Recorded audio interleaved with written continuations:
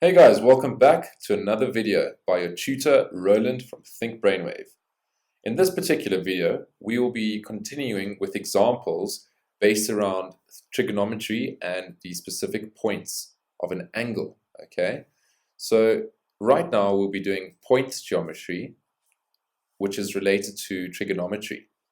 So we'll be working with a Cartesian plane where a point has been plotted, and from that point we will use the coordinates and we will then find our lengths of our various sides, as well as the angle that we have. So we have a point P, and we see that it is 2 points to the right along the x-axis and 3 points up along the y-axis. So that means if we're trying to find the angle at the bottom left-hand side, we can do so via trigonometry or via Pythagorean theorem.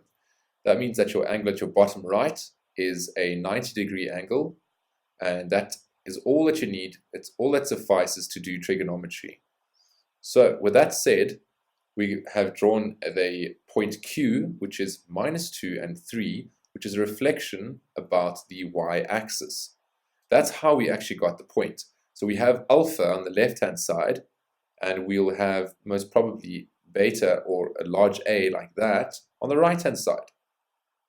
So with that said, let's move forward and start to calculate.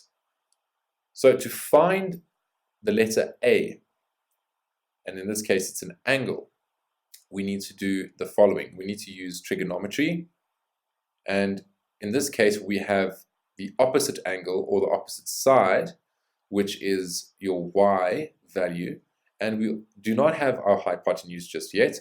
However, we do have our adjacent side, which is the value of 2. As we know, it's gone 2 points along the x-axis. So our opposite, we know, is a 3 because it's gone 3 units up from the x-axis along the y-axis. So therefore, we use tan. Tan theta, or tan A in this case, is equal to y over x. So as I'm sure you've seen before, or you'll probably see again, I use a little system called the shade your rear, because x-rays tan your exterior. Now if you look at this, tan your is y and exterior would be x. It may be spelled with an e, but we change it to an x. So we say our y value is 3 and our x value is 2. So tan A is equal to 3 over 2. Very simple stuff. We have tan A is equal to 3 over 2. So what do we do next? And if you've watched the previous videos, you'll know that you need to do the calculating part of this question. So you'll put shift in, and then you'll put your tan 3 over 2, and you'll put your closed bracket, and you'll press the equal sign. So that's what we're going to do in this particular step. We'll calculate A by pressing shift tan 3 over 2 close bracket equal sign, and then A is equal to 56.3 degrees. Very simple, easy game. So that's your A, that's that sorted out. So now we can actually calculate the hypotenuse if we wanted to, but in this case we only wanted to calculate A. Now let's move a bit forward. We will now be finding something else. What do you think we'll be finding? That's right, we'll be finding alpha. Now, alpha is in the second quadrant, meaning that unless we're using sine, it will be a negative angle. However, we're using tan, so tan of alpha, knowing that we've got y being the value 3, as you can see there, it's 3 points up, and your x being -2, as it is -2 units from the y-axis going along the x-axis. So as you can see, I've drawn a nice red line to explain it. We've got 3 units upwards. That is now our opposite side, or that is represented by a y.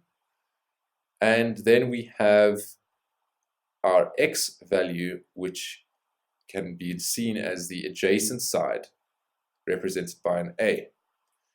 Our hypotenuse is always there, but in this case we actually won't be using our hypotenuse because we don't have it.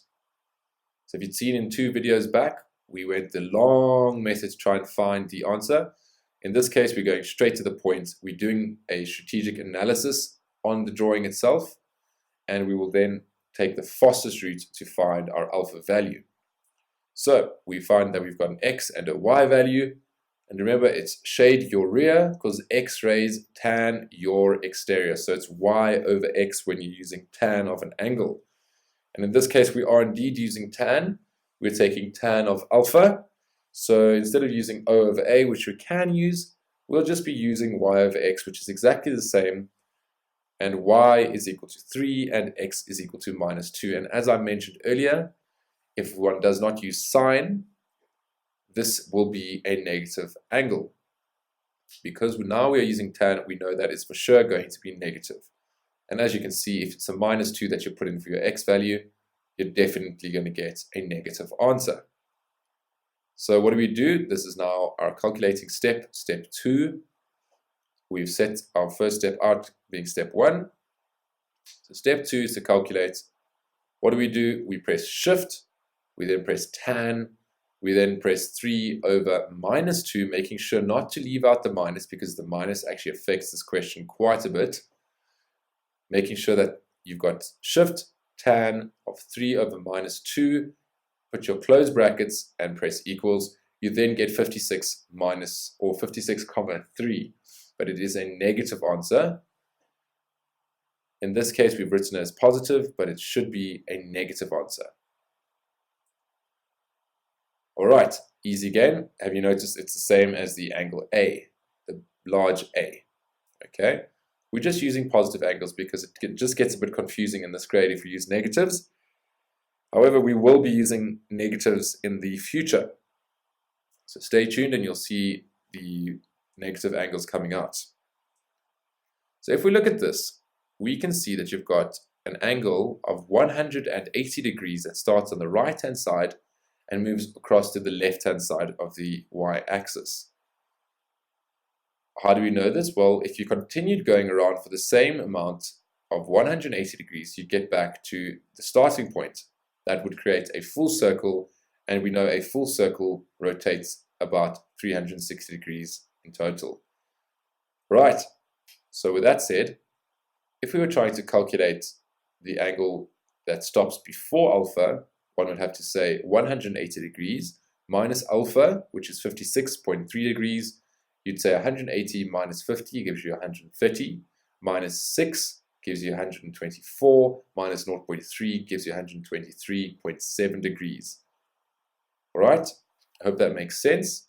If it doesn't, please pause the video and restart from that point where I've just mentioned that, as this is very important moving forward so that you actually totally understand your angles correctly and how they maneuver around the axis. So I'm going to call this angle B.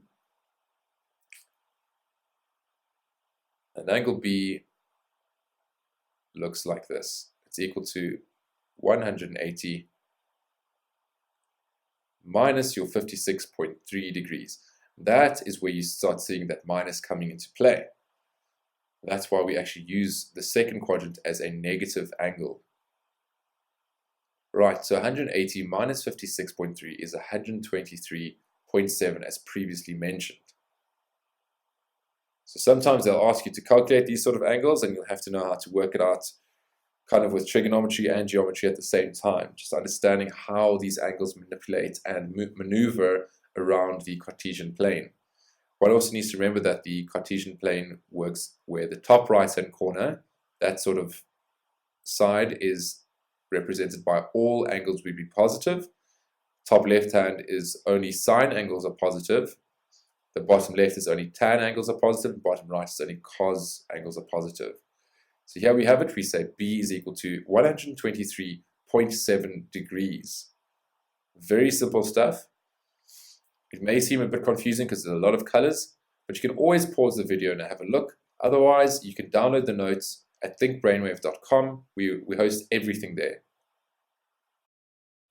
I hope that this video has been helpful and enjoy. Easy game.